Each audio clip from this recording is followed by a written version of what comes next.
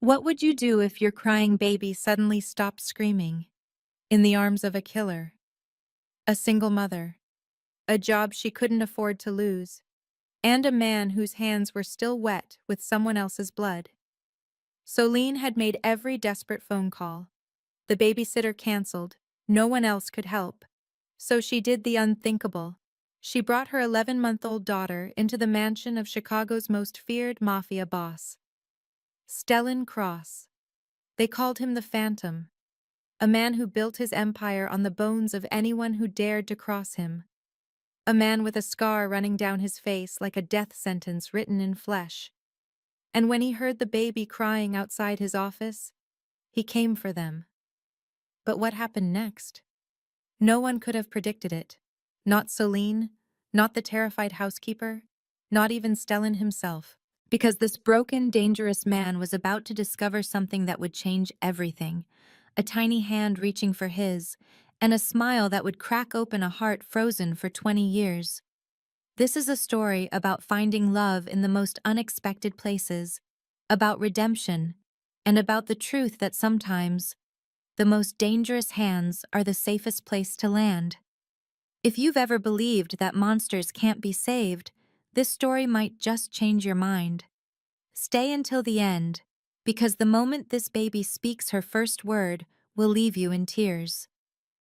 Now, let's begin. Fern's screaming was relentless.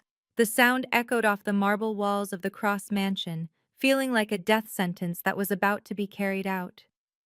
"Hush, my baby, please hush," Solene pleaded, her voice breaking. She clutched her daughter to her chest, her work uniform drenched in sweat. Her arms burned from bouncing the 11-month-old for what felt like an eternity, but had only been 40 minutes. Yet nothing could calm her.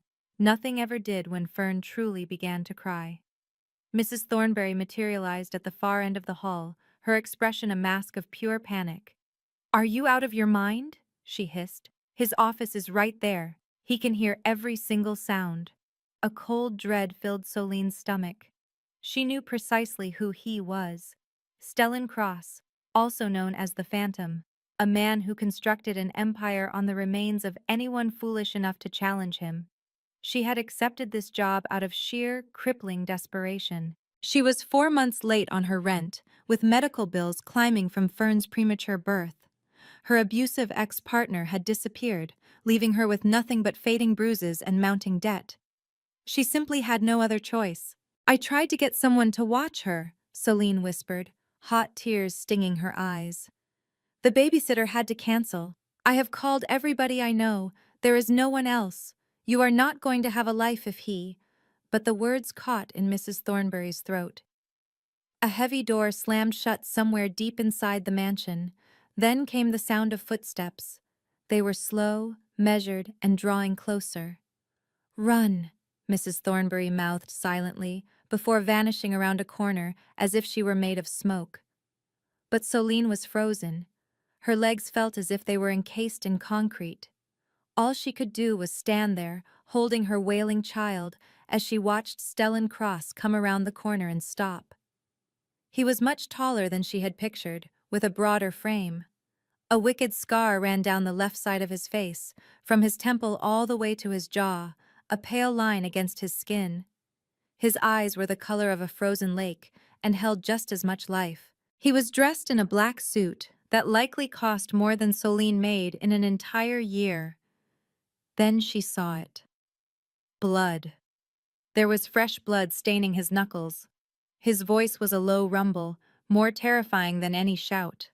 Solene flinched. It felt as if he had screamed at her. "I am so sorry, sir. I understand I should not have brought her here. The nanny had a family emergency, and I could not find a replacement, and I cannot afford to lose this job. My daughter, she needs her medicine, and I—" "Stop talking." Solene's mouth snapped shut. Fern, however, kept wailing, her small body shaking with the intensity of her cries. Stellan's cold gaze shifted down to the baby. An unreadable emotion flickered across his face. "How old is she?" he asked. 11 months, sir. She was born prematurely. She was in the neonatal intensive care unit for 2 months. She does not like being around new people. She will not let anyone but me hold her. Even doctors have to give her something to calm her down for an examination. She is afraid of everyone. I am explaining this to you because... Stellan reached his hand out toward Fern. Celine's heart stopped beating. Sir, please do not. She will only scream louder. It will make things worse. I am begging you. Just allow me to leave, and I promise I will never bring her here again. I will find another solution. Suddenly Fern's crying ceased. The abrupt quiet was so profound that Celine completely forgot how to breathe. Her daughter's head lifted from her shoulder. Her large blue eyes, still glistening with tears, fixed on Stellan Cross, with a focus that made no sense at all. And then, Fern smiled.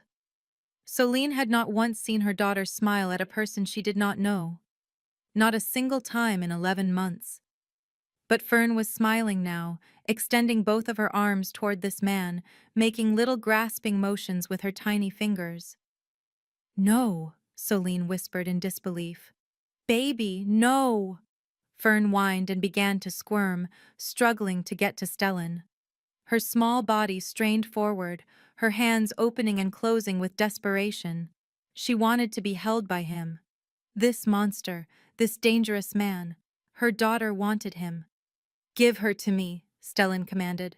Sir, no, I... Celine did not understand why she obeyed. Perhaps it was the fear. Perhaps it was the strange authority in his voice. Or perhaps it was the way Fern was looking at him, as if he were the only truly safe place in the entire world. She placed her child into the arms of Chicago's most feared man. And Fern, her screaming, impossible to console, afraid of everyone baby girl, immediately wrapped her arms around Stellan Cross's neck. She let out a long sigh of absolute contentment. The mafia boss stood there, completely still. His blood-stained hand hovered in the air near the baby's back, uncertain. His cold eyes had grown wide. For one unbelievable moment, he looked almost like a normal person. She has never, ever done that before, Celine breathed out, not with anyone. Stellan remained silent. He just stood there, holding this small, delicate life against his broad chest, looking like someone who had just been handed something precious that he did not know how to handle. If this moment sent a shiver down your spine, go ahead and hit that like button. Share this story with a friend who appreciates an unexpected plot twist, and make sure you subscribe because you will not want to miss what Stellan does next. Sometimes the most dangerous hands are the safest place to land. Stellan turned and walked away, not waiting to see Soline's reaction. Fern still had her little arms wrapped around him. Tightly around his neck, her blue eyes were closed, and her breathing was even, as if she had discovered the most secure place in the universe. Celine stood motionless for a second, and then another, her brain failing to comprehend what she had just witnessed. Her feet started moving before her mind could catch up, following the man who held her daughter as if it were the most ordinary thing imaginable. They proceeded down a long, cavernous hallway, past priceless oil paintings that adorned the walls and perfectly arranged floral displays. Every one of Stellan's footsteps landed with quiet confidence on the marble floor. Every one of Celine's steps trembled just behind him. The large double oak doors swung open, and Celine found herself in an entirely new reality. Stellan Cross's office was as large as the entire rundown apartment she called home. The ceiling was incredibly high, adorned with a magnificent crystal chandelier. Windows stretched from the floor to the ceiling, offering a panoramic view of the entire city of Chicago. The skyscrapers glittered like a forest made of diamonds against the night sky. The walnut floor was buffed to such a high shine that Celine could see her own distorted reflection in it. A huge black mahogany desk was positioned in the middle of the room, holding only a sleek laptop and an old-fashioned brass lamp. A massive bookshelf dominated one entire wall, packed with leather-bound books that appeared to have never been touched. But it was not the opulence that stole Celine's breath. In one corner of the office was a glass cabinet that reached from the floor nearly to the ceiling. Displayed inside, arranged meticulously on black velvet stands, were at least 20 different firearms. There were handguns, rifles, and other weapons she could not even identify. They shone under the lights, maintained with the kind of care reserved for priceless art. Celine swallowed nervously. This was his reality, a world of violence, weapons, and death, and her daughter was sleeping soundly in the arms of the man who commanded it all. "Sit down," Stellan commanded, motioning with his chin toward a black leather chair. The chair was positioned opposite his desk. Celine sat down. She felt she had no other option. Stellan moved around the desk, his one arm still securely supporting Fern, before he settled into his own large chair. He repositioned the child with a cautiousness that was strangely tender. He let her head rest against his shoulder, his large hand covering almost all of Fern's small back. The dried blood on his knuckles smudged against the fabric of his expensive suit. He did not appear to notice or care. Stellan's cold, gray eyes fixed on Celine. Under the office lighting, the scar on his face was even more visible. It was a jagged, brutal line running from his temple to his jaw, telling a violent story she dared not even try to imagine. His voice remained calm and still terrifying. "You will now explain to me why you believed bringing a child into my home was an acceptable decision." Celine took a shaky breath. She was aware she should invent a lie. She should create a story that sounded less pathetic, but those gray eyes were staring right into her soul. It felt as though they could see every single thought inside her mind. And she understood that lying to this particular man would be the very last mistake she would ever make. "My daughter's babysitter called me at 5 o'clock this morning," she started, her voice sounding hoarse. Her mother had suffered a stroke. She needed to get on a plane to Florida right away. I made 17 different phone calls. 17. Not one person could help me. "Why?" Stellan interrupted, his gaze never wavering. "Why was there no one who could assist you?" "Because I have no one," Celine admitted, hearing her own voice crack. "My parents were killed in a car crash when I was 16. I do not have any brothers or sisters, no other family.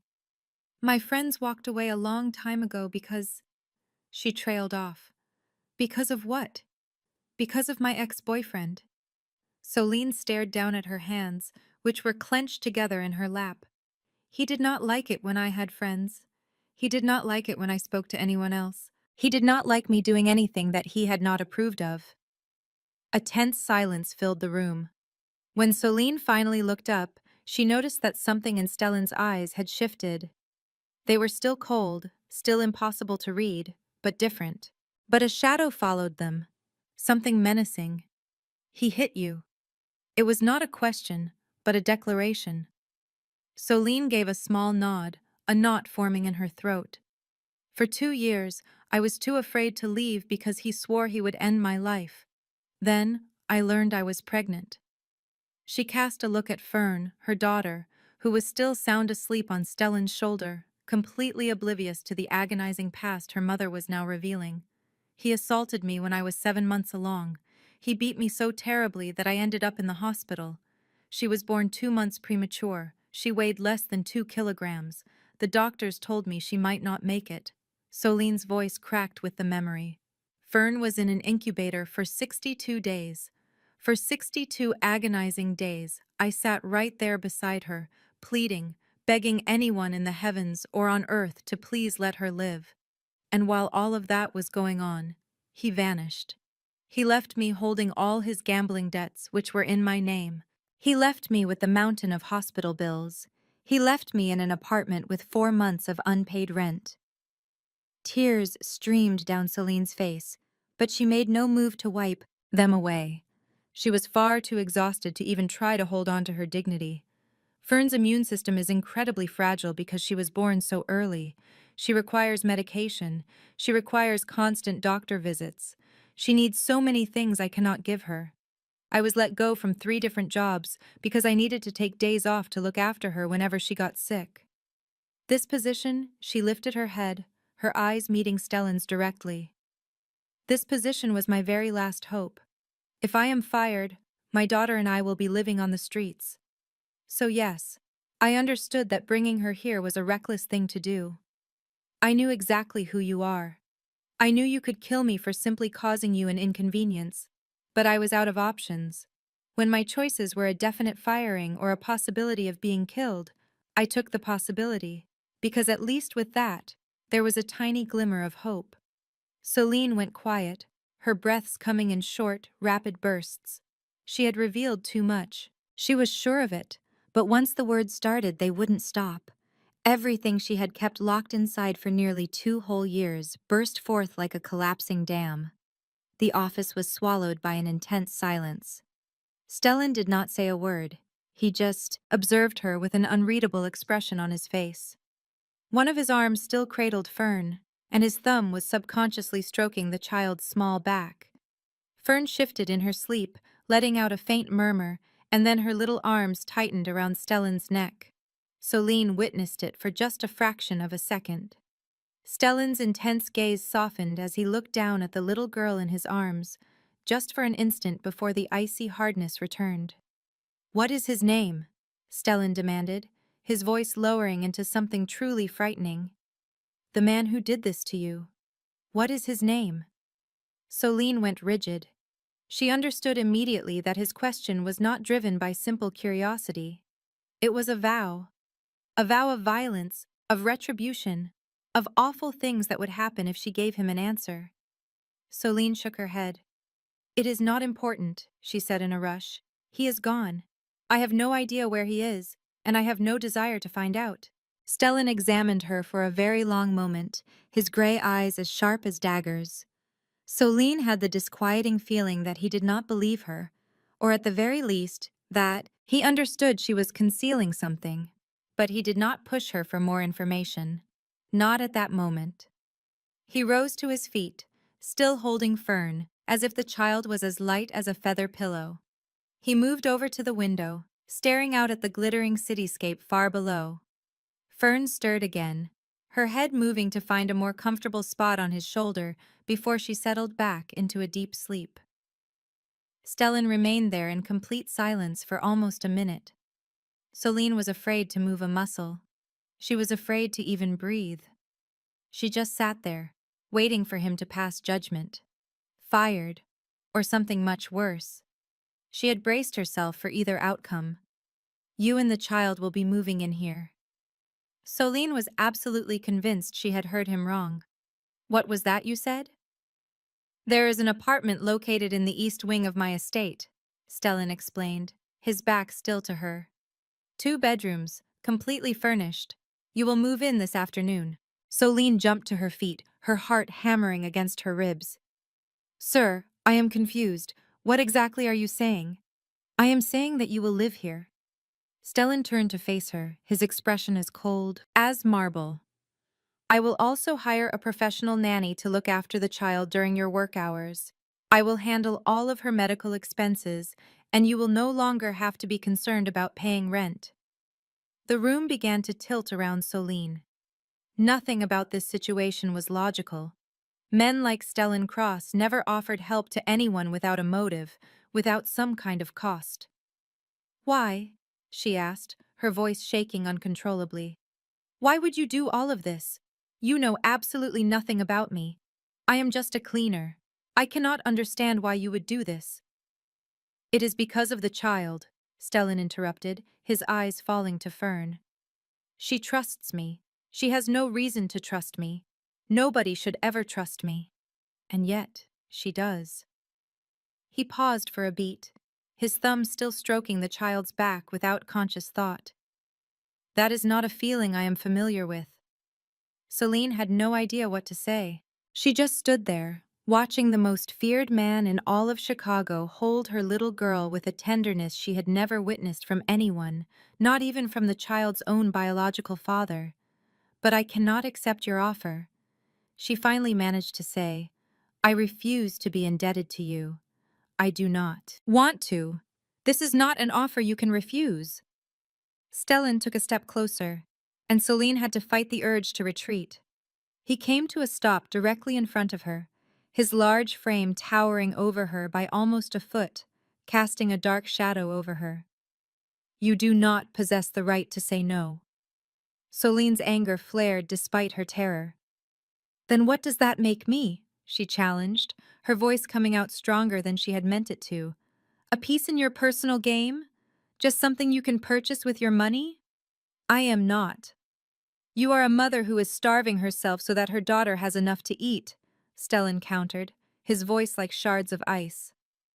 You are a woman getting by on 3 hours of sleep a night because you are forced to work 2 different jobs. You are someone who is brave enough to stand right here before me, before death itself, because you were left with no other path. He tilted his head, his eyes scrutinizing her. I am not purchasing you. I am providing you with a lifeline. It is your choice whether you accept it. But if you decline this out of some misplaced pride while your daughter is in desperate need of medicine, then you are far more contemptible than the men I have put in the ground. His words hit Soline like a physical blow. She wanted to yell at him, to tell him she did not need his charity. But just then, Fern stirred, making a small, contented sound in her sleep, and every last ounce of pride inside Soline crumbled into dust. She gazed at her daughter, so fragile, so pale and small, perpetually sick, because Soline could not pay for the proper treatments. The child who slept on a thin blanket on the floor of a cold apartment because Soline could not pay for the heating. The child who deserved so much more than Soline could ever provide. Very well, Soline whispered, her voice finally breaking. I will stay. For Fern's sake. Only for her. Stellan nodded once, as if he had expected this exact result all along. Mrs. Thornberry will show you to the apartment, he stated. Your things will be brought over within the next 2 hours. The new nanny is scheduled to begin tomorrow. He glanced down at Fern one last time, and for a fleeting instant, Soline saw a hint of softness flicker in those frigid eyes. And now, he said, let the child rest. She appears to like it here. The apartment was not really an apartment. It was a fantasy Soline would never have allowed herself to imagine. Mrs. Thornberry opened a solid oak door, and Soline had to grip the wall to keep her legs from giving out. The living room was enormous, with cream-colored velvet couches, plush fur carpets, and massive windows that looked out onto the estate's flawlessly kept gardens.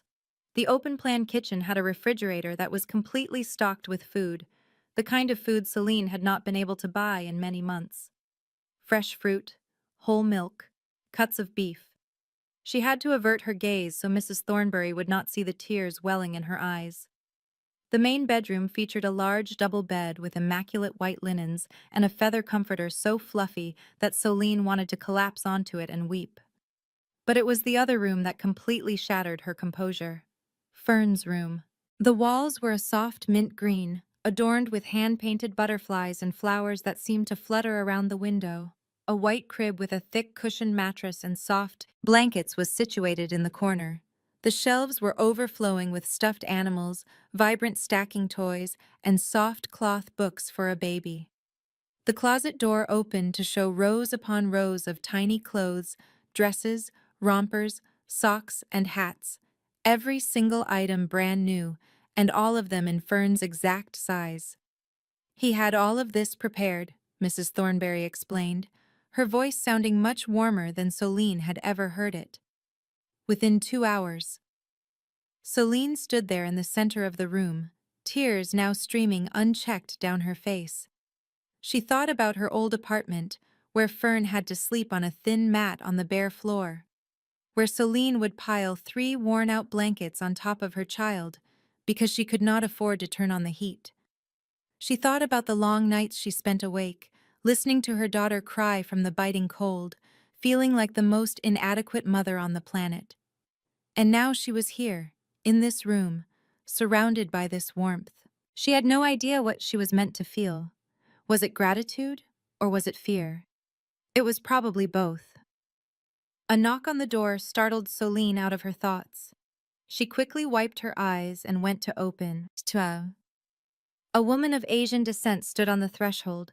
She appeared to be in her 40s, with dark hair pulled back into a neat bun, and her expression was serene, but her eyes were as sharp as surgical steel. She was dressed in a plain black outfit, but her posture, the way she scanned her surroundings, projected an unusual air of authority. I am Miss Hayashi, she introduced herself, her voice both gentle and resolute. I will be serving as Fern's nanny, starting tomorrow. Mr. Cross requested that I come and introduce myself to you first. Celine ushered her inside, still trying to get a sense of this woman. Miss Hayashi stepped into the apartment with the fluid grace of a predator, her gaze sweeping over every corner as if she were assessing for threats. Do you have a lot of experience with children? Celine inquired. I have a great deal of experience with many things, Miss Hayashi answered, a slight smile forming on her lips. You have no reason to be concerned. Fern will be perfectly safe with me. The particular emphasis she placed on the word safe sent a shiver down Celine's spine, not of fear, but of the dawning realization that Miss Hayashi was certainly not just a nanny. That evening, after she had fed Fern and laid her down in the new crib, Celine was lying in the bed, completely unable to fall asleep. The entire situation still felt like a dream. Just that morning, she had been a cleaner about to lose her only job. That night, she was resting on bed sheets with a thread count so high she could not even guess the number. A quiet noise caused her to sit up immediately, listening to the footsteps just outside her apartment door. Celine slid silently out of the bed and crept toward the door. She did not dare to open it. She just peered through the peephole, and her heart nearly stopped. Stellan Cross was standing right outside her door. He did not knock on it. He did not move at all. He just stood there in the dimly lit hallway, looking at her door with an expression she could not possibly decipher. One of his hands lifted, as if he was about to knock, but then it dropped back to his side, then lifted once more. He stood like a statue for nearly 5 minutes before he finally turned around and vanished into the dark corridor. Celine leaned her back against the door, her heart pounding in her chest. She had absolutely no idea what this man wanted from her. She just did not know why he had appeared outside her room in the dead of night. But she was certain of one thing. Her entire world was about to change forever. The first week felt like an unreal, strange dream. Celine found she was not sure she ever wanted to wake up from it. Her duties were completely transformed. She no longer scrubbed floors or polished glass doors. Thornbury gave her a small desk in the office area where she now organized documents, handled correspondence, and began to understand the complex machinery of the Cross estate. The job was not physically hard, but it demanded her complete and total concentration. Every single piece of paper might contain a secret. Every name could be a life story. She quickly learned to avoid asking questions, to never stare for too long, and to suppress her curiosity about the meetings happening behind Stellan's closed office doors. But the work was not what occupied her thoughts. It was the evenings. Every single night at precisely 7 o'clock, never a minute early or a minute late, a knock would sound at her door. And when Celine answered, Stellan Cross would be standing there. He offered no explanation. He never asked for her permission. He would just walk inside, go directly to Fern, and take a seat next to her. For 15 minutes, exactly 15 minutes each evening. On the first night, Celine stood frozen in a corner, tense and on guard. She had no idea what she should do. She did not know what she should say, but Fern knew exactly what to do. The instant the little girl saw Stellan, her blue eyes brightened with joy. She crawled toward him as quickly as her tiny legs could carry her, with her arms reaching out, asking to be held. And Stellan, known as the most ruthless mafia boss in all of Chicago, would bend down and lift her into his arms as if it were the most ordinary thing in the world. Fern would wrap her arms around his neck, letting her head rest on his shoulder while making small, contented sounds. Stellan spoke very little. He might ask if she was eating enough, or if she was sleeping well, brief questions aimed at Celine while his gaze remained fixed on Fern. Then he would simply sit there holding the child, allowing Fern to play with his necktie or pat his cheek with her small hand. On the third evening, Fern drifted off to sleep on Stellan's shoulder. He remained perfectly still for 20 minutes, not making a single move, not even daring to breathe too deeply, terrified he might wake her. When he eventually placed Fern into her crib, his actions were so delicate. Celine could not comprehend that these were the very same hands that had ended lives. Whispers began to spread through the estate like a wildfire. Celine overheard them in hushed talks in the kitchen and saw them in the shocked expressions she received when she walked by. He goes to see the child every night. One of the staff members said, I just can't believe it. Whose child is she that he cares this much? Surely not his. Another person answered, just the cleaner's infant. But that little girl holds on to him as if he were her own father. Mrs. Thornberry was the only person who showed no surprise at all.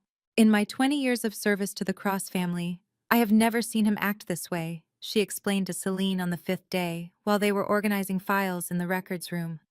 He does not like children. He does not like anyone getting too close to him. But Fern, she just shook her head, her face a mix of confusion and wonder. That little girl has some effect on him. I cannot explain what it is, but he is a different man around her. Celine did not know what to say in return. She had noticed the transformation as well. During the evenings when Stellan sat with Fern, his entire expression would soften. It was not much, only a subtle change. But it was enough for Celine to catch a glimpse of the person hidden behind the icy facade. It was enough for her to begin questioning who he truly was. On the 7th night, as Stellan was getting ready to depart, Fern started to weep. She grabbed onto his jacket, unwilling to let him go, as tears streamed down her pudgy cheeks. Stellan stood there completely helpless, staring down at the crying little girl with a look Celine had never witnessed on his face before. It was a mixture of confusion and pain, as if Fern's sobs were tearing something essential apart inside of him. I will be back, he said to the child, his voice sounding more coarse than it normally did. Tomorrow, I give you my word. Fern could not understand his words, but she clearly understood his tone. She stopped crying, let out a hiccup once or twice, and then she lifted her hand to touch his cheek. Stellan shut his eyes for just a moment, but that single moment conveyed more than words ever could. After he was gone that night, Celine lingered by the window, watching his silhouette disappear down the hallway. She replayed what Mrs. Thornberry had said about the change in him, about the man who existed behind the mafia boss. And for the very first time since arriving there, she experienced an emotion besides fear, something infinitely more perilous. It was curiosity. On the 9th night, Celine's deepest fear became a reality. She was jolted awake at 2 in the morning by a faint cry coming from the other room. It was not Fern's typical cry for attention. This sound was entirely different. It was a whimper of pain. Celine threw herself out of bed and rushed into her daughter's room, and her heart plunged into a cold abyss. Fern was lying in her crib, her face a deep shade of red, her hair completely soaked with sweat. When Celine touched her forehead, she nearly let out a scream. Hot! She was burning up. No, no, no, Celine whispered again and again, her hands trembling, as she picked up her child. Fern cried out weakly, her head lolling against her mother's chest, her little body shaking uncontrollably. Her breathing was rapid and shallow, and every single breath felt like a sharp knife twisting inside Celine's heart. She had witnessed this before, in the intensive care unit right after Fern was born. She remembered the doctors rushing around with expressions of concern they tried to conceal. A compromised immune system. That was their warning. A common fever for a normal child could be a death sentence for Fern. Celine hugged her daughter even tighter, tears pouring down her cheeks. She had no money to call for an ambulance. She had no health insurance. She had absolutely no one. You are going to be okay, she murmured, unsure if she was trying to comfort Fern or herself. Mommy will figure something out. Mommy will. Suddenly, the bedroom door was thrown open. She spun around, her heart pounding in her chest. Stellan Cross was standing in the doorway, his hair a mess, his shirt creased as if he had just jumped out of bed. His gray eyes scanned the room, landing on Fern, and a dangerous light ignited within them. What is wrong? His voice was as sharp as a razor. She has a fever, Celine managed to say, her voice cracking with emotion. A very high fever. I have no idea what to do. I have no money for a doctor. I do not have anything. Stellan took out his phone before she could say another word. He dialed a number and spoke just 5 words. Get over here right now. Then he ended the call and walked toward Celine. Give her to me. Celine did not hesitate for a second. She placed Fern into his strong arms and almost instantly, the child stopped crying. Her breathing was still fast. She was still burning with fever, but she was no longer crying, as if just being held in Stellan's arms made the pain tolerable. The doctor will arrive in 15 minutes, Stellan stated, his gaze fixed on Fern. He is my personal physician, the very best in Chicago. She is going to be fine. He said it like a command, as if he were ordering the universe itself not to dare harm this child.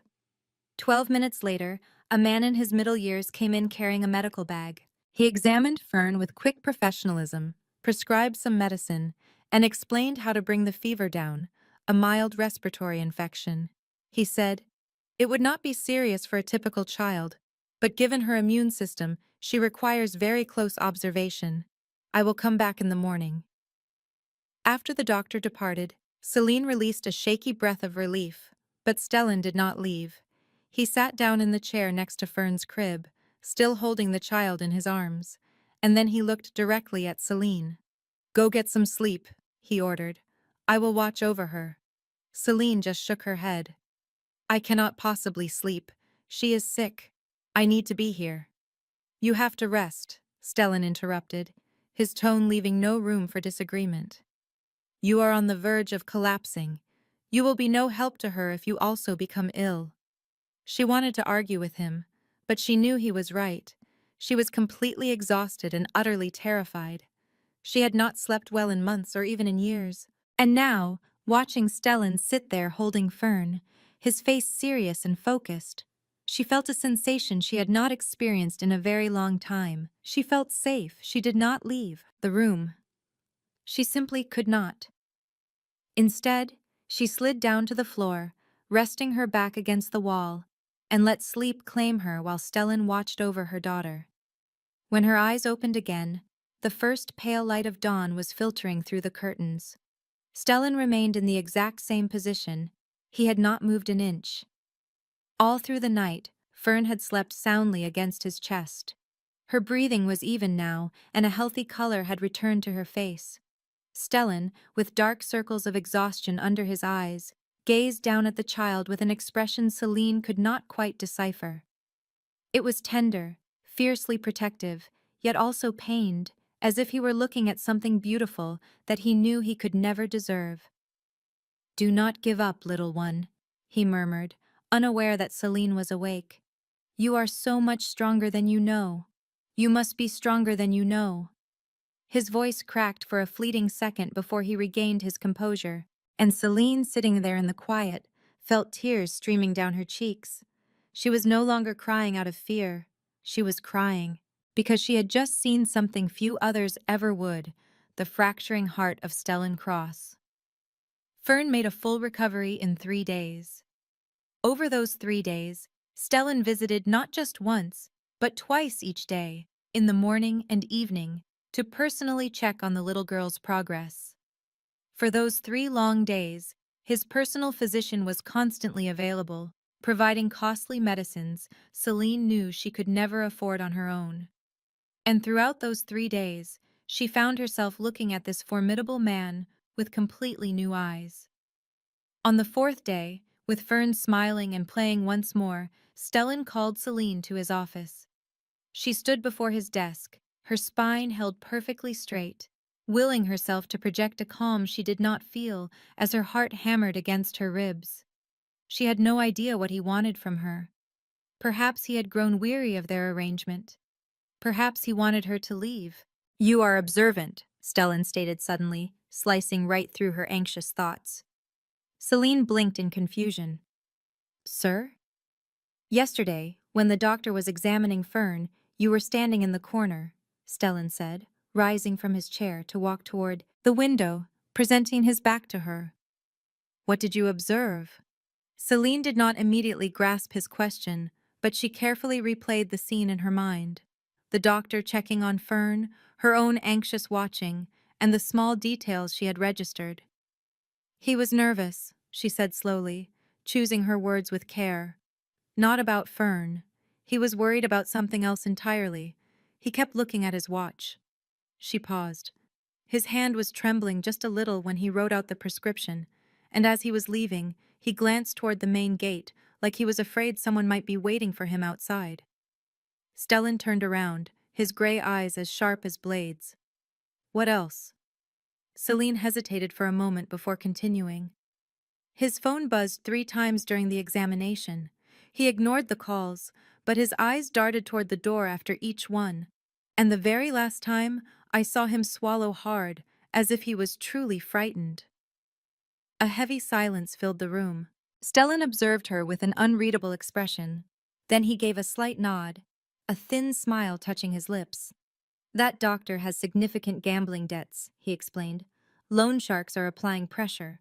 I learned this last week, but you figured it out in 10 minutes. Celine was unsure how to reply. She just remained still, waiting for him to continue. You are intelligent, Stellan went on, taking a step closer to her. You managed to survive 2 years with a man who hurt you. You have raised a child on your own with absolutely nothing. You stood your ground in front of me when everyone else on this estate is terrified. He came to a stop directly in front of her, close enough for her to see the hard lines of his face and the faint scar that ran from his temple down to his jaw. I require an assistant, he stated. Not the type who merely organizes paperwork. I need someone who can read people, who can sense a threat before it materializes, someone who can think clearly under extreme pressure. The room seemed to spin for a moment. You want me to be your assistant? I will personally train you, Stellan said, his tone leaving no room for negotiation. You will learn to interpret body language, to spot deception, to analyze complex situations. You will attend meetings with me and report what you see. Your pay will be 5 times what you make now, and Fern will have absolutely everything she could ever need. Celine's instinct was to refuse. She wanted to tell him she had no desire to get pulled any deeper into his dangerous world. But then she thought about Fern. She thought of the sleepless nights when her child was sick, and of the precarious future that awaited them if Celine remained powerless. And she thought of Stellan, the powerful man who had stayed awake the entire night holding her daughter. The man who had whispered to Fern as if she were the most precious being on earth. All right, she said, her voice surprisingly firm. I accept. Stellan nodded once, as if he had never doubted what her answer would be. We will begin tomorrow. As Celine walked out of the office, she knew with absolute certainty that she had just crossed a threshold from which there was no return. 2 weeks passed in a blur of intensive lessons and detailed observation.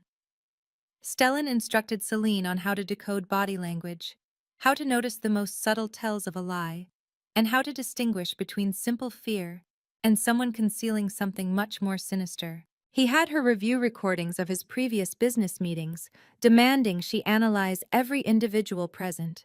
She absorbed everything quickly, learning even faster than he had anticipated. So, in the 3rd week, he decided it was time to test her skills in a real-world scenario. The meeting was held in the estate's formal conference room. 5 men were seated around a long, polished mahogany table. There was a real estate developer from New York, accompanied by his 2 lawyers, and 2 other men Celine did not know but immediately sensed were representing some other kind of powerful organization. She took a seat in the corner of the room with a notepad, having been introduced only as Mr. Cross's new secretary. Nobody gave her a second glance. This was precisely what Stellan had intended. Celine observed quietly as the developer, a middle-aged man named Morrison in a very expensive suit with an overly eager smile, began his presentation on a luxury housing project planned for the Chicago suburbs. He spoke confidently about figures, profit margins, and his long-term vision. His delivery was as smooth as silk, but Celine noticed other, more telling things. Morrison would moisten his lips each time he brought up investment numbers, a classic sign of anxiety. His eyes consistently shifted to the right when he discussed projected earnings, a common indicator of fabrication rather than memory. The most revealing sign of all was his right hand, which repeatedly touched the collar of his shirt, a self-comforting gesture frequently seen when a person is being dishonest. The two unknown men were a stark contrast. They sat perfectly still, their gaze locked on Stellan, showing zero interest in the property details. They were not there to discuss real estate. They were present to evaluate and to observe, and they were clearly far more dangerous than Morrison. The meeting concluded after 1 hour and 30 minutes. Stellan gave no commitment, saying only that he would review the proposal and contact them later. Once everyone else had departed, he shut the conference room door and turned his attention to Celine. Proceed. Celine took a steadying breath. Morrison is lying, she stated, her voice more confident than she felt. He is lying about the investment figures and the projected profits. He displays clear signs of anxiety whenever money is discussed. I believe his project is in serious financial trouble. He has probably already lost key investors and is now desperate to secure new funding. Stellan remained silent, his expression just watching her. His lawyers are aware he is lying, Celine pressed on. They refuse to make eye contact whenever he inflates the numbers, but they remain silent because they are paid to protect him, not to reveal the truth. And the other two men? Stellan prompted. Celine took a brief pause. They have no interest in the real estate deal. Their purpose was to assess you. They watched your every move throughout the entire meeting, gauging how you reacted, how you spoke, and how you deferred your decision. I do not know who they are, but they are dangerous men. The one with the salt and pepper hair is especially so. He watched you as if he were actively searching for a vulnerability. Silence hung in the air. Stellan regarded her with an inscrutable look. Then, he did something so unexpected it almost made Celine stumble. He smiled. It was not the cold or mocking smirk she was used to, but a genuine smile. It was fleeting, but it was powerful enough to completely change his scarred face. Morrison is on the verge of declaring bankruptcy, he confirmed. He lost two of his major investors last month. He is utterly desperate. And the other two men are emissaries from a Detroit Mafia family. They are trying to decide whether to propose an alliance or to start a war. You analyzed the situation perfectly. A surge of relief and quiet pride washed through Celine, but she kept her composure. I had a very good teacher, she replied, her tone deliberately neutral. Stellan gazed at her for a long moment, his eyes containing an emotion Celine did not dare to identify. You are a single mother, he said, his voice low. You learned to read people because your very survival depended on it. That is why you are so good at this. That is the reason I chose you. As he turned to leave, Celine felt her heart begin to beat much faster than before. It was not a rhythm of fear, but of something else entirely. Something she understood she should not be feeling for this man. 1 month went by, and Celine settled into the new cadence of her life. She grew familiar with the high-stakes meetings, with the constant analysis of people and their motives, with Stellan's steady presence, and with the particular way he would look at her after she delivered an accurate assessment, including those brief, charged moments when their gazes held for just a second too long, but she never, ever grew accustomed to moments like this one. That evening, Celine got back to her apartment much later than usual. A difficult meeting with an investment firm from Los Angeles had extended until almost 10 o'clock at night, and a deep exhaustion had settled into her bones. All she wanted was to fall into bed. But as she gently pushed open the apartment door, she heard it. A low, warm, singing voice, floating softly from the direction of Fern's bedroom. Celine stopped in her tracks. She recognized that voice instantly. She had heard it command rooms full of powerful men. She had heard it turn to ice when dealing with his enemies. She had heard it soften when he spoke directly to Fern. But she had never heard it sound quite like this. She moved without a sound toward her daughter's room, each step feeling strangely weightless. The door was slightly ajar, and through the small gap, she witnessed a scene that made her heart stand still. Stellan was sitting in the rocking chair next to Fern's crib, holding the sleeping child securely in his arms. The gentle yellow glow from the nightlight enveloped them both like a soft, protective veil, making them seem a world away. And he was singing a song in Italian. Celine could not understand the lyrics, but she did not have to. The melody communicated everything she needed to know. It was a lullaby, sorrowful and beautiful, and overflowing with love. Stellan's voice was not perfect, a little strained on the higher notes, but it was filled with something Celine had never detected from him before. There was tenderness, a deep vulnerability, and a sense of longing. Fern had been asleep for quite some time. Her breathing was steady, her lips were slightly parted, and one of her tiny hands was clutching Stellan's finger. But he did not stop singing. He continued his song, with his eyes closed, as if the music was not just for the child, but for someone else, someone who was long gone. Celine stood perfectly still, afraid to move, afraid to even breathe. Tears were streaming down her face before she was even aware she was crying. She was not crying out of sadness. She was crying because she was observing something sacred, something she believed no one else had ever been allowed to see, the unguarded soul of Stellan Cross. The song concluded on a long, quiet note. Stellan opened his eyes, and in that fleeting moment, before he could put his walls back up, Celine saw it all. A pain that was deep and ancient, a wound that had never healed. Then he noticed that she was there. His eyes locked with hers through the small opening of the door, and they both went completely still. Celine expected him to be furious, expected him to get up and leave without saying anything, just as he always did whenever anyone got too close. But he did not do that. He just stared at her, and his gray eyes softened in the dim light in a way she had never witnessed before. "My mother used to sing me that song," he said, his voice quiet and raspy, "every single night until she was no longer able to sing." Celine pushed the door fully open and walked into the room, her legs moving as if they had their own mind. She sank to the floor next to his chair, so close that she could have reached out and touched him. "When did she pass away?" she asked in a soft voice. "When I was 12, Stellan looked down at Fern, his fingers gently stroking the child's fine hair without him realizing it. "My father murdered her. He beat her to death right in front of my eyes." A cold dread washed over Celine. She struggled to find words, but none came. No phrase could possibly touch a pain so deep. Stellan's voice seemed to echo from a great distance as he continued. "I tried to stop him. I was only 12 years old, and I fought to push him away, but I lacked the strength. The only thing I could do was hold her as her life slipped away.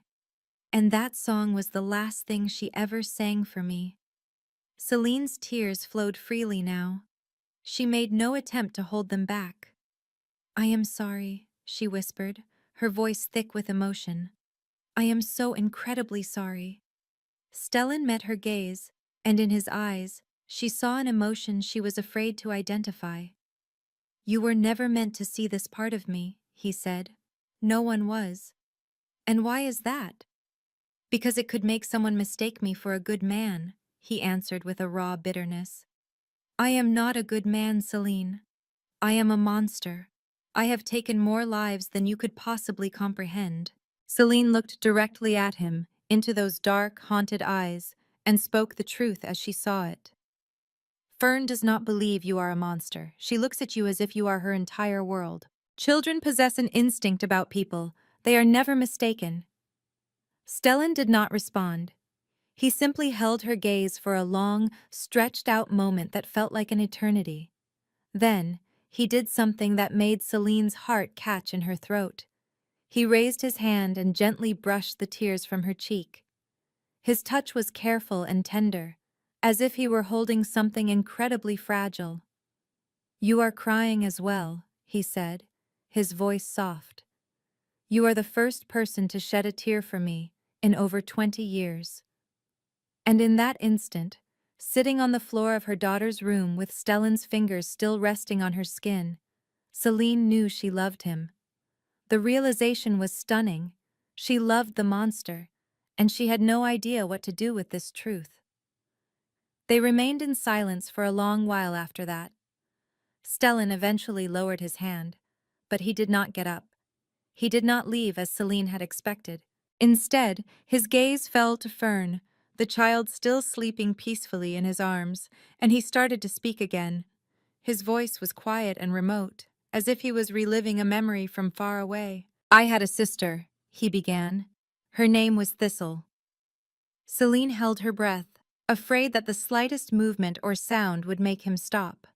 She knew, with a deep certainty, that he had never shared this with another soul. "She was born the year I turned 12, Stellan went on, his eyes remaining on Fern. "It was the same year my mother died. My mother gave birth to Thistle only 3 months before my father took her life. I think that was his reason. He was consumed by jealousy. He was jealous that our mother's love for us was greater than her love for him." He paused for a moment, his jaw clenching. Celine could see the muscles in his face tense as he fought for composure. "After our mother was gone, I was the one who raised Thistle," he said. "My father showed no interest. He was too consumed with building his criminal empire, with killing people and destroying lives. So at 12 years old, I learned how to change diapers and mix formula. I learned how to rock a crying baby back to sleep. I sang my mother's song to her every single night. I swore to her that I would always protect her, that I would never let any harm come to her." His voice cracked on the last words. Fresh tears streamed down Celine's face, but she let them fall. She sat perfectly still, listening, acting as a witness to the profound sorrow he had shouldered for 2 decades. "Thistle grew up," Stellan continued, a sad, bitter smile touching his lips. "She had my mother's same blue eyes. She was always smiling. She had a trusting heart and saw the good in everyone, even those who did not deserve it. She was so much like Fern." He glanced down at the little girl in his arms, and Celine saw something inside him completely shatter.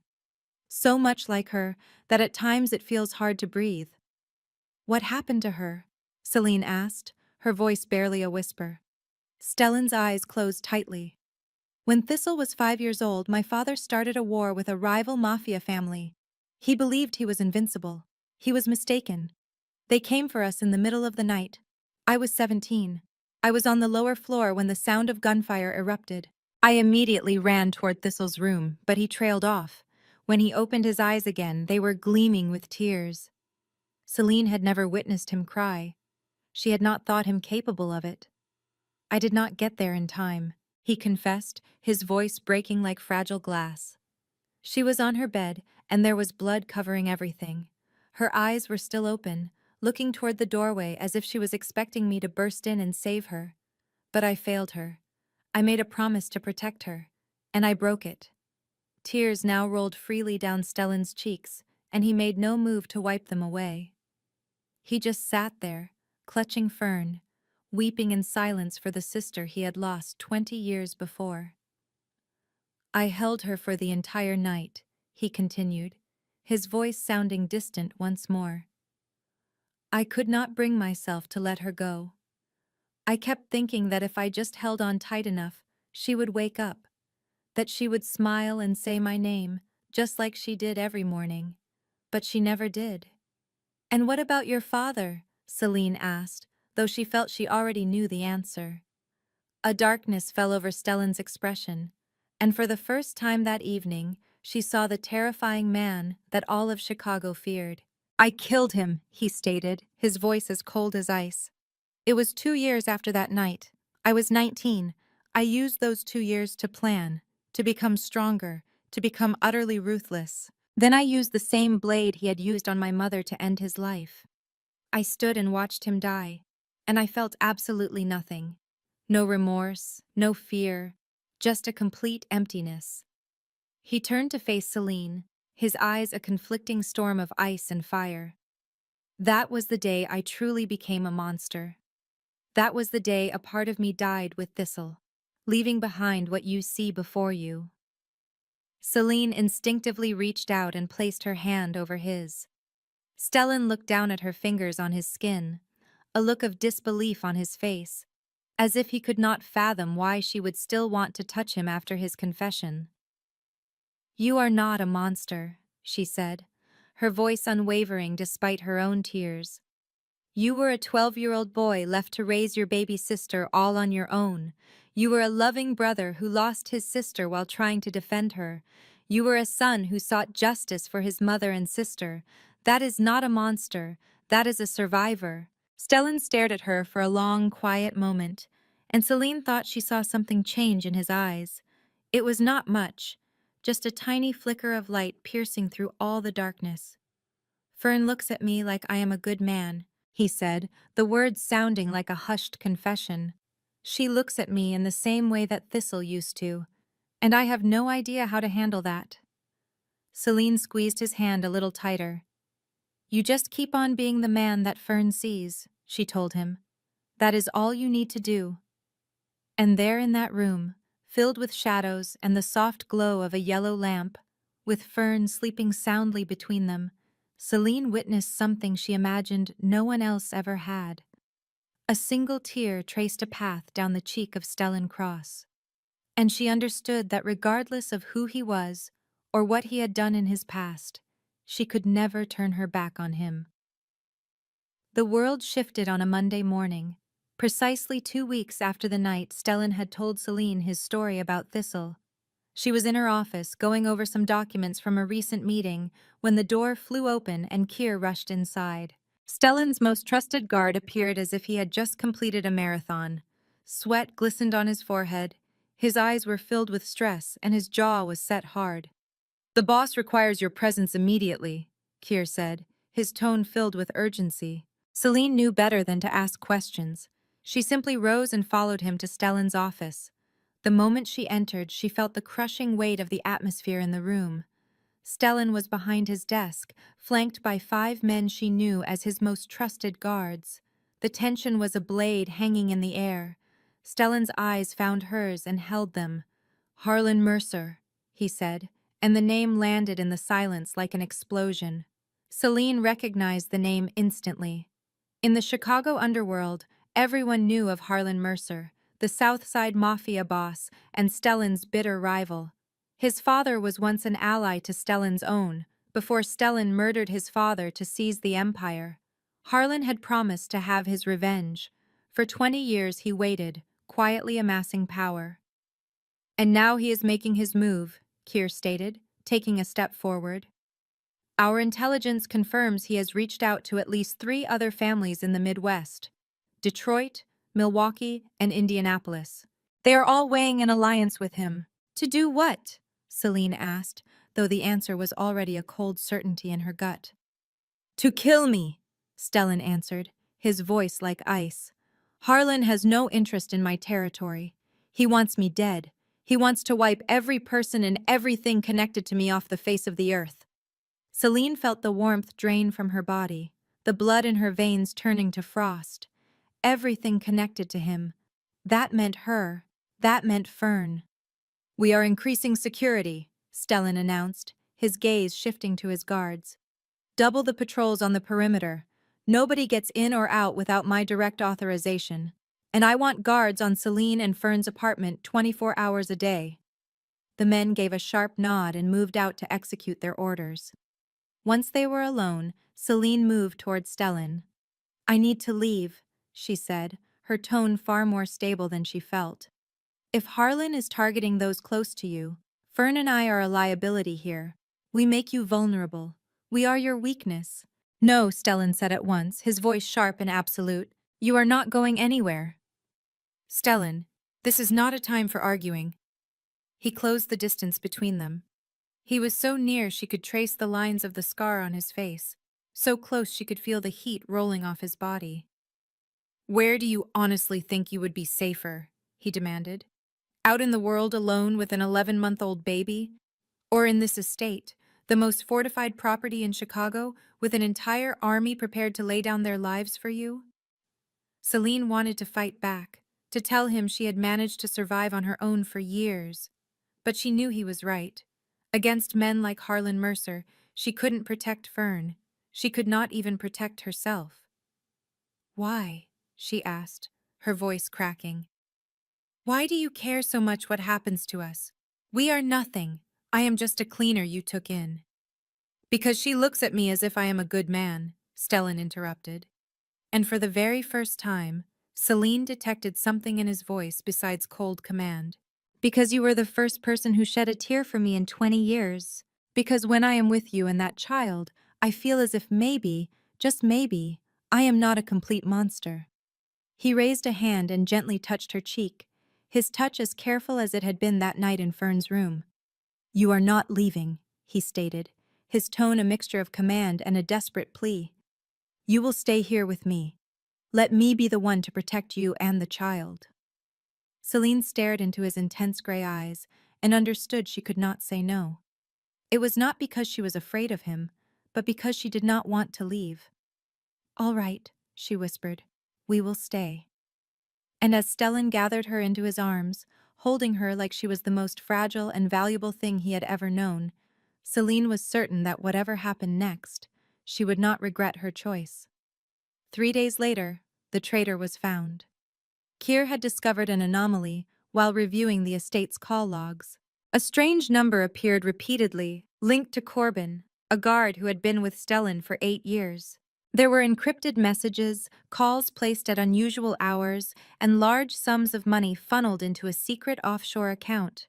The proof was undeniable. Celine was forbidden from going anywhere near the basement where they were holding Corbin. Stellan made it clear she was to stay away, but she heard whispers from Mrs. Thornbury, who was still trembling after accidentally walking past the basement door that morning. The screaming, she whispered, all the color gone from her face. I have never in my life heard a person scream like that. Celine did not press for details. She did not want to know. But when Stellan came back to his office later that afternoon, she saw the dark stain of blood on his cuff. It was a stain he made no effort to hide. He stood with his back to her, staring out the window, silent for a full 10 minutes before he finally spoke. He confessed, Stellan said, his voice deep and weary. 3 months. He has been feeding Harlan information for 3 months. Celine swallowed, her throat tight. What did he tell him? Everything. Stellan turned to face her, and Celine saw a darkness in his eyes that was deeper than she had ever seen. My daily schedule, my meetings, my business strategies. He paused, his jaw tightening again. And he knows about you and the child. Celine felt a crushing weight settle on her heart. Harlan knows about us. He is aware of everything. Stellan began to walk toward her, and each step seemed laborious, as if he were carrying an immense burden. He knows this is where you live. He knows that Fern is my greatest vulnerability. He knows that I would do absolutely anything to keep you both safe, and he plans to use that knowledge against me. A wave of fear washed through Celine's chest. It was not a fear for her own safety. It was a fear for Fern. Her daughter was just 11 months old. She was innocent, knowing nothing of the criminal underworld, of brutal mafia wars, or of men who would murder a child to settle a score. What was Corbin's fate? She asked, though she could already guess the answer. Stellan looked at her, and his eyes held not a single trace of regret. He is no longer a problem. She gave a slight nod. She was not as shocked as she might have expected. Perhaps it was because she had always known who Stellan was. Or perhaps it was because she understood that in their world, the price of betrayal was always paid with blood. Or maybe it was because the very thought of someone selling information about her daughter to an enemy erased any feeling of mercy she might have had for the traitor. I will keep you both safe, Stellan vowed, taking her hand in his. I give you my word. Even if it means sacrificing my own life, I will not allow Harlan to lay a hand on you or the child. Celine looked deep into his eyes and saw the fierce determination blazing there. She knew he was telling the truth. She knew he would honor that promise. And that knowledge terrified her more than anything, because she could not bear the thought of him dying. She could not stand to lose him, not after everything, not when she felt like she had only just found him. Do not die for us, she pleaded, her voice cracking. You have to live. Live for Fern, and live for me. Stellan gazed at her for a long moment, and she saw a flicker of softness move across those hardened steel-gray eyes. He offered no words. He simply gathered her into his arms, holding her with a desperate tightness that felt like it could be their very last embrace. And Celine, held in the arms of a man who had taken lives with his own hands, finally realized she was no longer afraid of him. Her only fear was of losing him. 1 week after Corbin's betrayal, Stellan had to leave for a meeting with the Mafia leaders in Milwaukee. It was a negotiation intended to prevent them from forming an alliance with Harlan Mercer. Celine begged to come with him, but he flatly refused. "It is far too dangerous," he said. "You will stay here with Fern. I will be home before midnight." She did not protest, but sleep was impossible. She sat in the apartment's living room, her gaze locked on the door, marking the slow passage of every single minute. 10 o'clock came and went. Then 11 o'clock. There was no word. Her phone remained dark in her clenched fist when the apartment door finally swung open just before midnight. Celine leaped to her feet. Stellan walked in, and her heart plunged. There was blood on his shirt, staining the sleeve of his jacket and his neck. A long, deep cut ran the length of his left arm. Fresh blood was soaking through the torn fabric. Celine was at his side in an instant. "You are hurt. We have to get you to a hospital." "It is nothing more than a scratch," Stellan dismissed, his voice thick with fatigue. "The negotiation did not go as I had hoped. One of their men tried to prove his loyalty by drawing a knife." He added, "He is no longer in a position to regret that choice." Celine had no thoughts for the dead man. Her entire focus was on the man in front of her, bleeding and acting as if he were perfectly fine. "Sit down," she commanded, her voice sharper than she intended. "Now." Stellan arched an eyebrow, a flicker of surprise on his face that she would dare to order him around, but he complied without a word. He sank onto the sofa, watching her with eyes that were heavy with exhaustion and something more, something she was afraid to name. Celine fetched the first aid supplies from the bathroom and came back. She sat next to him, gently peeling away his jacket and ripping the shirt sleeve to get a clear look at the injury. The cut was roughly 15 centimeters long. While not too deep, it would absolutely require stitches. She worked with focused silence, cleaning away the blood, applying antiseptic, and preparing the bandage. Her hands remained steady, a stark contrast to the frantic pounding of her heart. She had learned these skills in medical school, back in a life that now felt like it belonged to someone else. She never imagined she would put them to use, certainly not on a mafia boss.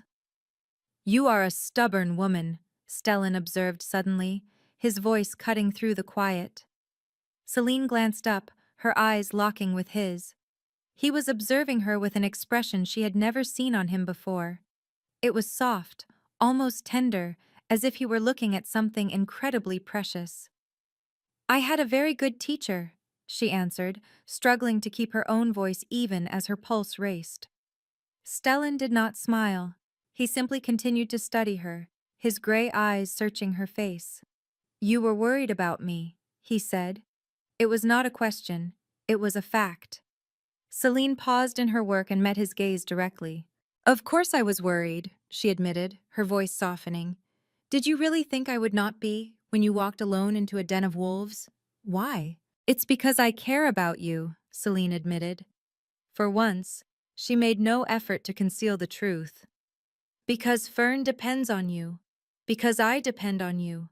Because if you were hurt, I honestly do not know what I would do." The air hung thick with silence. Stellan watched her for what felt like an eternity, long enough for a deep blush to rise in her cheeks. It was long enough for the first whispers of regret to surface. He then raised his uninjured hand, touching her face with the same gentleness he had shown in Fern's room that very first night. "This is a mistake," he murmured, and Celine could feel the warmth of his breath near her lips. "You deserve so much better than a man like me." "I do not care about what I deserve," Celine retorted, her voice shaking with emotion. "Let me be the one to decide that." And then he leaned in and kissed her, a soft and careful touch, as if she were made of fragile glass. His lips felt so warm on hers, and in that moment, the entire world seemed to fade away. There was only the two of them, bathed in the apartment's golden glow, with the lingering metallic scent of blood and antiseptic still in the air. As he drew away, he rested his forehead against hers. His gray eyes met hers, and in their depths, she saw something she finally had the courage to name. It was love. "I will keep you safe," he vowed in a whisper. "I would give my life for you." Celine's heart felt like it would burst from her chest. She pulled him back down, kissing him again. This was not a gentle kiss. It was filled with a desperate longing, a raw need, and every single emotion she had suppressed for so very long. She did not want him to die for her. She desperately needed him to live. Just to live. To keep holding her this way. To live. To keep kissing her like this. To live. And to look at her as though she was the only thing that mattered in his universe. All of this unfolded on a Tuesday evening. It was just 3 days after their first kiss. Celine was in Stellan's office, going over some contracts he wanted her to examine. Fern was sound asleep in their apartment, with Miss Hayashi watching over her. Stellan was seated at his desk, his intense gray eyes fixed on his laptop, but he would look up at her from time to time. They were just quick glances, accompanied by faint smiles that appeared and disappeared in an instant. These were tiny, private moments that belonged only to them. The last 3 days had passed in a beautiful, surreal haze. To everyone else, Stellan remained the same man, cold and utterly ruthless, but with her, he was completely transformed. A light brush of his fingers as they passed in the hall, a hurried kiss stolen in a deserted corridor, a look of profound tenderness when he believed she was not looking. Celine had no idea what they were building. She could not see where this path was leading them. All she knew was that she never wanted it to stop. She felt happy. For the very first time in so many years, she was experiencing true happiness. And that was the exact moment her world violently exploded. The sound arrived first. It was a piercing whistle that ripped through the air, like the sound of death itself taking a final breath. Then, the immense floor-to-ceiling glass wall of the office completely shattered. Shards of glass flew into the room like a hailstorm. Celine cried out, a pure instinct, raising her arms to protect her face. But she was not nearly fast enough. Stellan launched himself over his desk. His body crashed hard into hers, knocking her down to the floor as he shielded her completely with his own. Sharp pieces of glass cut deep into his back. She heard the sound of his shirt ripping and felt his entire body stiffen from the sheer agony. Yet he did not shift a single inch. He only held her more securely, pulling her in closer as he lowered his head, his mouth right next to her ear. "Stay down," he hissed, his voice strained through clenched teeth. "Do not move." A storm of gunfire broke out. It was not just one shot. There were dozens, coming from outside, from the courtyard down below, from every conceivable direction. The sounds of screams, frantic footsteps, and roaring engines filled the air. The entire estate was under siege. Stellan pulled his phone from his pocket and dialed a number without even looking at it. Hayashi. His voice was as cold as ever, even with blood streaming down his back. "Lock down the safe room immediately. Protect the child at all costs." He hung up and looked down at Celine, his gray eyes blazing in the dim light. "Listen to me very carefully," he said, his tone low and urgent. "You are going to crawl to that door. You are going to run straight back to the apartment. You will go into the safe room with Fern. The access code is 0815. Can you remember that?" Celine managed a nod, her heart pounding violently against her ribs. "But what is going to happen to you?" "I will take care of this," Stellan answered. As he raised his head, a handgun seemed to materialize in his grasp from thin air. "Go, right now." "I cannot just leave you here by yourself," Celine said, her voice trembling uncontrollably. "I just cannot." "Yes, you can," Stellan interrupted, his gaze locking with hers. "You will do it for Fern. She needs you. She cannot afford to lose her mother." Fern. The name of her daughter was like a beacon, cutting through the dense fog of her terror. Her baby was in the apartment. She must be so frightened. She needed her mom. Go, Stellan repeated, and this time his voice softened, becoming as gentle as it was when he spoke to Fern. I will come and find you later. I give you my word.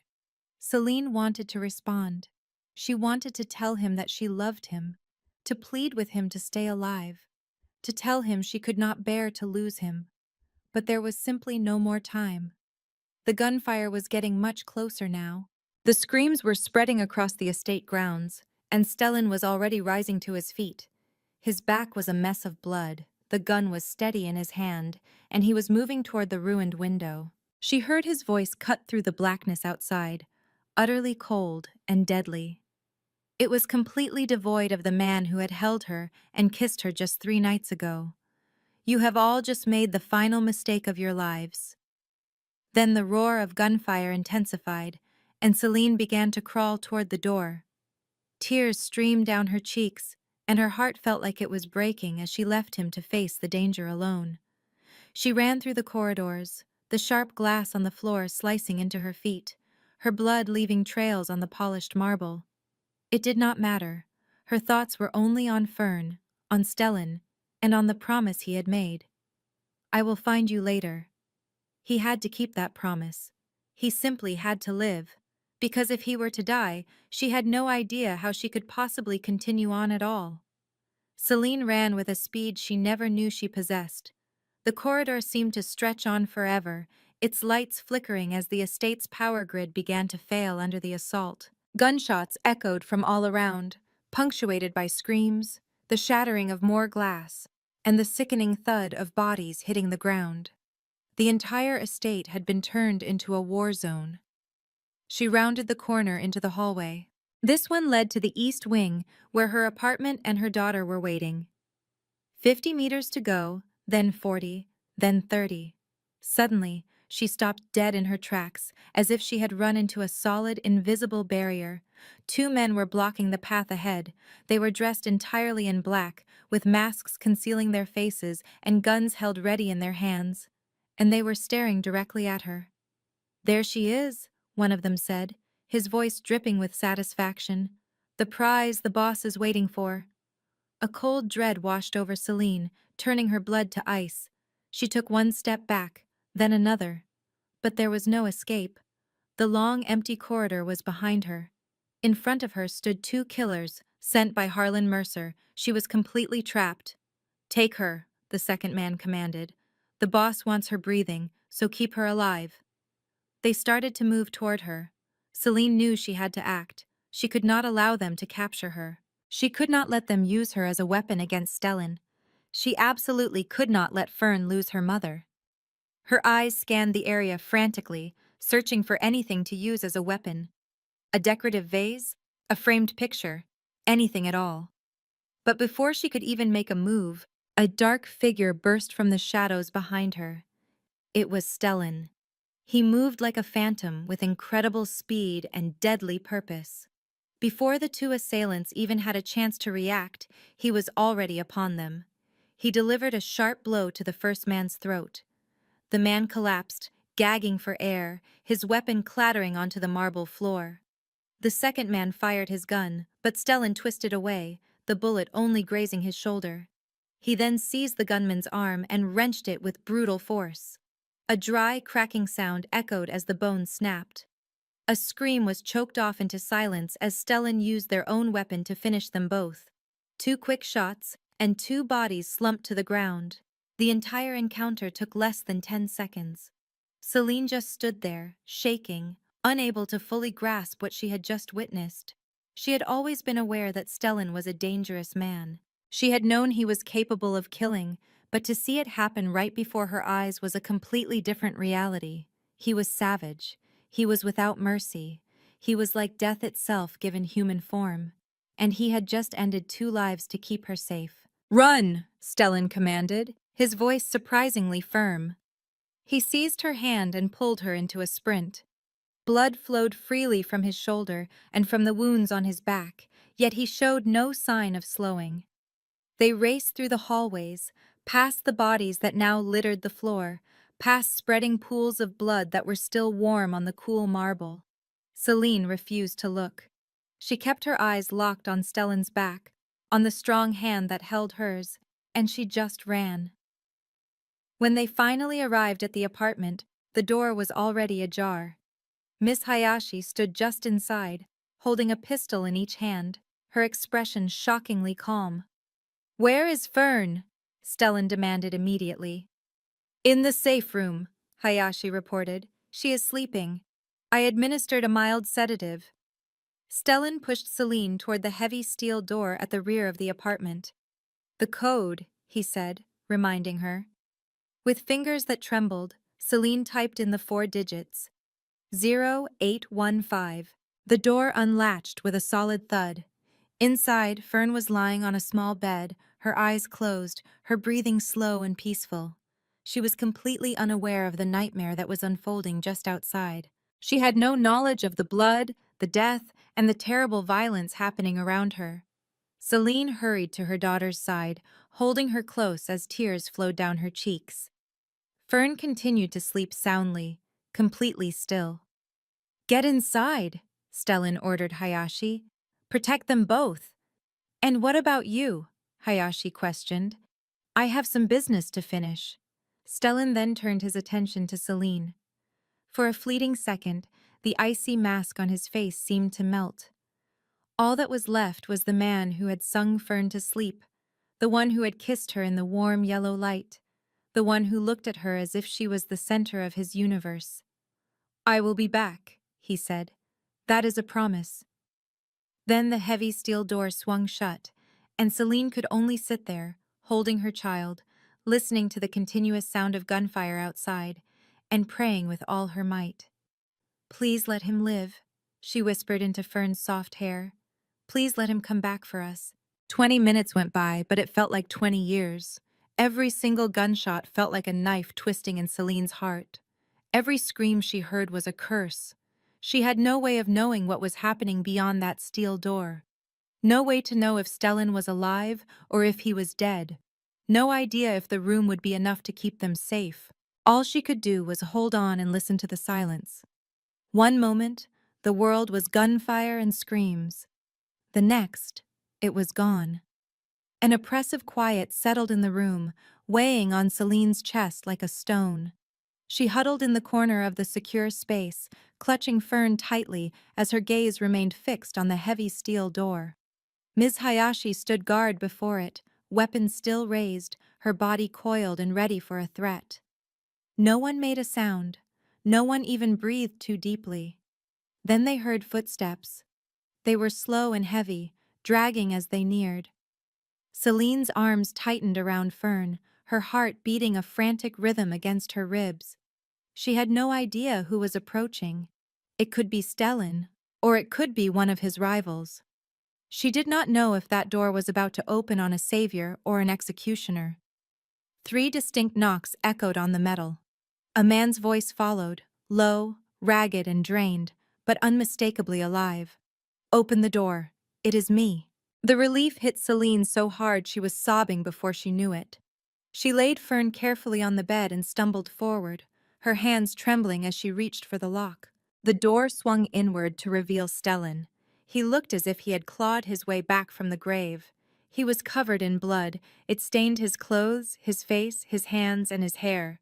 A deep gash above his eye was bleeding freely. His shoulder was a mess of torn fabric and visible raw muscle. The expensive suit he wore was now nothing more than ruined rags. But he was on his feet. He was breathing. He was here. "Stellan."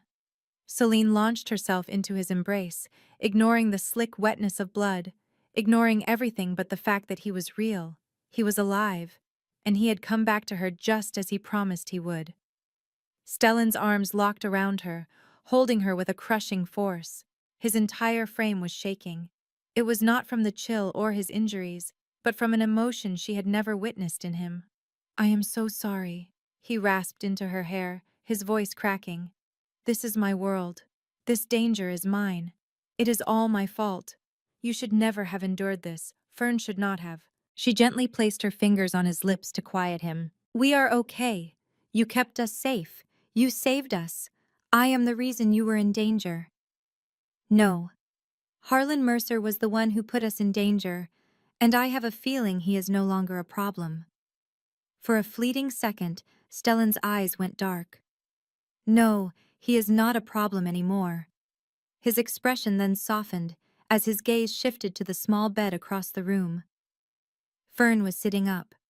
Her wide blue eyes were fixed on the blood-soaked man who filled the doorway.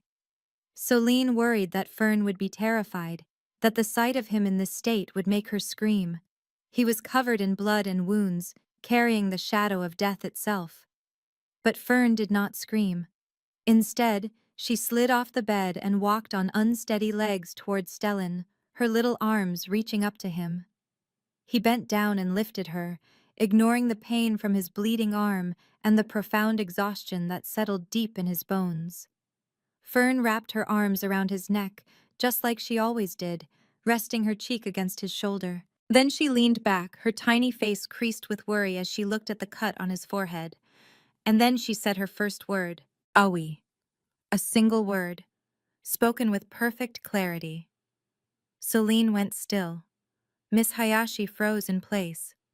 It felt as if the entire world had paused. Fern reached out a tiny finger and touched the wound on Stellan's forehead. Her touch was gentle and careful, as though she was afraid of causing him more pain. "Owie," she repeated, her voice filled with concern. "Hurt?" Stellan looked down at the small child cradled in his arms, and at that moment, Celine witnessed something she had believed to be impossible. Tears began to slide down Stellan Cross's face. The man who had likely ended more lives than she could count that very night was now weeping because a little girl of 11 months had just spoken. "Her first word," he whispered, his voice thick with emotion. "Her first word is Owie." "Owie," Fern said again, patting his cheek in a clear attempt to comfort him. "Owie." Stellan pulled her closer, squeezing his eyes shut as more tears fell. He made no effort to hide them. He did not try to appear strong. He simply stood there, a broken and bloodied man, holding a child who was not his own but who loved him unconditionally. And he let himself cry. "I am okay, little one," he managed to whisper. "I am okay." Celine moved in, wrapping her arms around them both. They remained there together inside the steel safe room, where the air was thick with the smell of blood and gunpowder, as the faint sound of sirens began to rise in the distance. They were a family, battered, bloody, and imperfect, but a family nonetheless. "Stay with me," Stellan said, his voice sounding like a desperate prayer. "Both of you, please stay with me. Let me be the one who protects you. Let me love you. Let me be more than just a monster." Celine tilted her face up to his, looking directly into eyes that were swimming with tears and pain and a fragile new hope. "You already are," she told him softly. "You have been for a very long time. You just were not able to see it." Fern tightened her little arms around both of their necks, as if she would never let them go. "Owie," she said one more time, and then a bright smile broke across her face. "All better?" And though Celine had no idea where Fern had learned that phrase or how she could possibly understand its meaning, she knew with absolute certainty that the words were for Stellan. "It hurts right now, but it is going to be all right. Everything is going to be all right." 6 months later, the Chicago summer air was warm and carried a gentle breeze.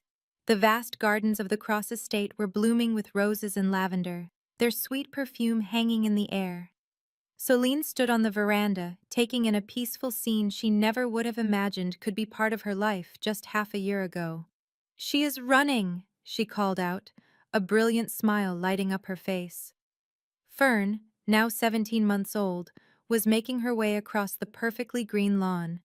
Her small legs were a little wobbly, but she moved with determination. 2 tiny braids bounced with each determined step. Her joyous laughter sounded like chimes in the wind. She was no longer the frail and pale baby from before. Her cheeks had a healthy, rosy color. A vibrant light sparkled in her eyes. her health had blossomed under proper care and love. "I have got you now." Stellan emerged from behind a rose bush, leaning down to sweep Fern up into his arms. He spun her around in the air, and Fern's laughter exploded with pure delight. It was the most beautiful sound Solene had ever heard. On this day, Stellan was dressed in jeans and a plain white shirt, a world away from the costly suits he wore to his meetings. The scar on his face was a permanent reminder of that night. The wound on his forehead had healed into a thin line, but his eyes were completely transformed. They were no longer cold as ice or empty like a void. Now, there was a light inside them. There was life. There was so much love. "Daddy!" Fern shouted, patting her hands on Stellan's cheeks. "Daddy! Daddy! Daddy!" Stellan froze for a moment. Even after hearing that word for the past month since she first started saying it, he never seemed to get used to it. Every single time, his eyes would grow misty. Every single time, he held her just a little bit closer. "She calls me Dad," he said to Solene, his voice filled with wonder as she joined them. "She calls you Dad because that is who you are to her," Solene answered, putting her arms around both of them. "You are her dad in every single way that counts." Stellan looked at her then, and his gaze said everything his words could not. It held gratitude, love, and a deep devotion. It was a silent vow that he would defend them with his very last breath. He was, of course, still Stellan Cross, the phantom who commanded Chicago's underworld. He was still a dangerous man, still merciless with his enemies. But for the two people in his arms, he was someone entirely different. He was a father. He was a partner. He was a man finally learning how to truly live after 20 years of simply existing. Fern clapped her hands against both Stellan and Solene, a wide grin on her face. Daddy, Mommy, love. 3 little words. But inside them, they held an entire universe. The 3 of them laughed together, standing in the sun-filled garden, holding on to each other and laughing. They were a family forged not from blood, but from choice, from love, and from the powerful idea that every person is worthy of being saved. Sometimes, the brightest light can emerge from the very darkest of places. Sometimes, redemption arrives in the small, trusting hands of a child. And sometimes, monsters do not have to be slain. They just need to be loved. Today's story concludes here, but its lesson will stay with us. In our lives, we may find that the people who appear the most formidable are often the ones who need love the most. Sometimes, a heart that seems to have been frozen for years can be thawed by the innocent trust in a child's eyes. And sometimes, our true family is discovered in the most unlikely of circumstances. If this story resonated with you, we invite you to subscribe to our channel, give this video a like, and share it so that more people can enjoy meaningful stories each day. What emotions did this story bring up for you? Have you ever known someone who seemed cold and distant, only to discover a warm and caring heart inside? We would love for you to share your experiences in the comments section below. We are always eager to hear the thoughts that come from the depths of your heart. Thank you so much for listening all the way to the end. We wish everyone watching this video good health, a life filled with joy, and many peaceful, happy days surrounded by the people you hold dear. Goodbye for now, and we will see you again in our next video. This content was carefully researched, crafted, and manually edited by our team to bring you meaningful stories and valuable life lessons. Thank you for being part of our journey.